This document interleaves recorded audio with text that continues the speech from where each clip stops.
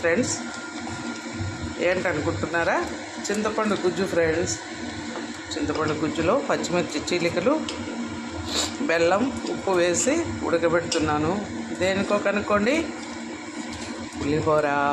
అమ్మోరికి ఈరోజు చింతపండు పులిహోర ఫ్రెండ్స్ ఇష్టం కదా, దానికోసమని పచ్చిమిర్చి ఎండుమిర్చి పెట్టాను, ఆనియన్స్.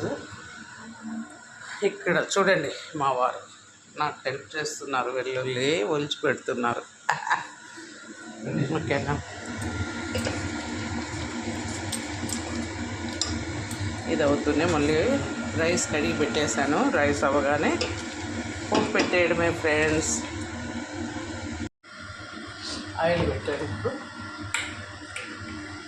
ఫస్ట్ పల్లీలు వేయించు. పులిహోరకి ఎప్పుడైనా పల్లీల టేస్ట్. ఇవి పోయిన సండే అన్నీ ఉంచుకున్నాను కదా, అవే ఇవి.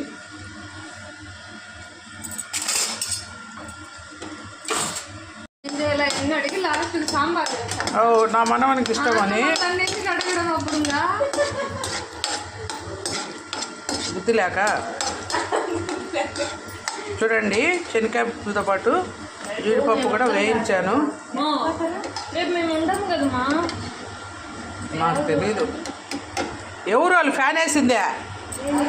వేయాల్సిన చోట ఆపుతారు, ఆపిన చోట వేస్తారు.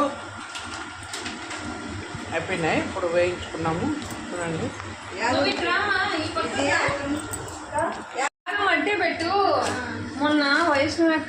చూడండి ఆవాలు, కొన్ని శనగవేళ్ళు ఇమ్మా. చూడండి, తిరువాతి గింజలు కొంచెం ఎక్కువ వేసుకున్నాం. మా వెల్లుల్లి ఇట్లా కొద్దిగా ఆనియన్స్ టేస్ట్ బాగుంటుంది. అదే చెడిపోదులేమ్మా, ఇంట్లో పెట్టేట్టు వేసి ఏం కాదు, ఎక్కువే ఉంటారులా, పులుసు పెడతాను. ఇప్పుడు కొద్దిగా చింతపండులో కూడా కొంచెం వేసాను ఫ్రెండ్స్ పసుపు.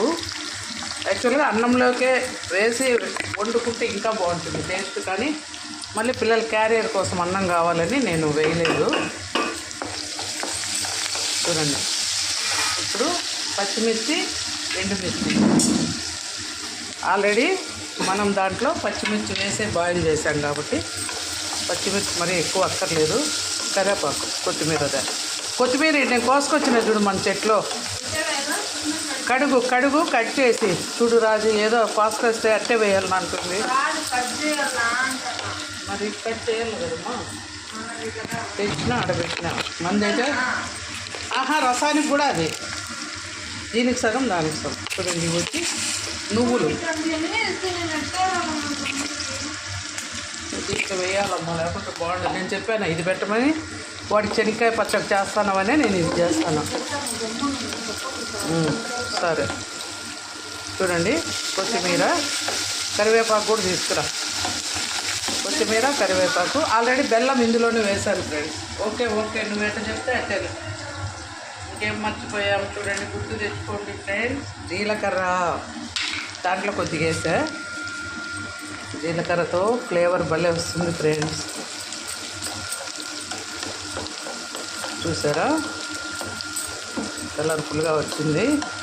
ఈ పప్పులు మళ్ళీ కలుపుకుందాం ఫ్రెండ్స్ ఫైనల్గా, ఎందుకంటే ఇందులోనే వేస్తే పుల్లగా అయిపోతాయి కాబట్టి. జీడిపప్పు, పల్లీలు మళ్ళీ కలుపుకుందాం. కరివేపాకు కూడా వేసేసింది. సాల్ట్ అందులో వేసాను ఫ్రెండ్స్, చూసుకొని మళ్ళీ కావాలంటే వేసుకున్నాం. దీంట్లో ఏ ఎవరు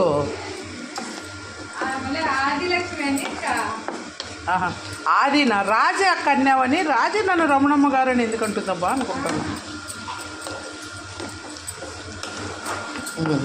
చూడండి ఫ్రెండ్స్, అయిపోయింది కదా. ఆ పొడి మా జీలకర్ర, మెంతులు, ఆవాలు కలిపిన పొడి కొంచెం ఉంది ఫ్రెండ్స్, కొద్దిగా వేస్తాం. చూడండి, ఇది ఫ్లేవర్ కోసం కొద్దిగా, మరి ఎక్కువైతే చేదు అనిపిస్తుంది. కొంచెం అంటే కొంచెం వేసుకోవాలి. మిరియాల పొడి కొంచెం వేయమా, జస్ట్ మిరియాల పొడి. ఇది ఓన్లీ చింతపండు పులిహోరకే ఫ్రెండ్స్. లెమన్ రైస్కి వేయము. ఈ చింతపండు పులిహోరలో కొద్దిగా మిరియాల పొడి వేస్తే ఆ రుచి వేరుగా ఉంటుంది. చూడండి, కొంచెం అంటే కొంచెమే. ఇప్పుడు ఇంకా చింతపండు గుజ్జు ఫ్రెండ్స్ మనం చేసాం కదా, చూడండి. ఇందులో జస్ట్ నానబెట్టి ఒక అర్ధగంట వేడి నీళ్ళలో నానబెట్టిన చింతపండును గుజ్జు తీసానన్నమాట. మనం ఉంటాయి కదా హోల్స్వి, దాంట్లో బొక్కల గిన్నె అంటారు అచ్చ తెలుగులో, దాంట్లో వేసి నీట్గా పల్పంతా పడేసి గుజ్జు మాత్రమే తీసాను. అందులో కొంచెం పచ్చిమిర్చి, బెల్లం, సాల్ట్, జీలకర్ర వేసి బాగా ఉడకబెట్టాను. కొద్దిగా పసుపు కూడా వేసి, మనం ఇప్పుడు నైవేద్యానికి కదా ఫ్రెండ్స్, ఇందులో మనం ఉప్పు కూడా చూడకూడదు కాబట్టి కొద్దిగా సాల్ట్ కూడా వేస్తున్నా తక్కువ ఉంటే. ఇంతే ఫ్రెండ్స్, చూడండి ఎంతో రుచిగా ఉండే టెంపుల్ స్టైల్ పులిహోర అయితే రెడీ అయిపోయింది. ఇప్పుడు కొద్దిగా జీడిపప్పులు, కొన్ని పల్లీలు వేసేసా. ఇప్పుడు కలపడానికి ఇది పల్లీలు మళ్ళీ ఎక్స్ట్రా కలుపుతున్నాం. అంతే ఫ్రెండ్స్, టేస్టీ పులిహోర రెడీ అయింది. కలిపాక మళ్ళీ చూపిస్తా.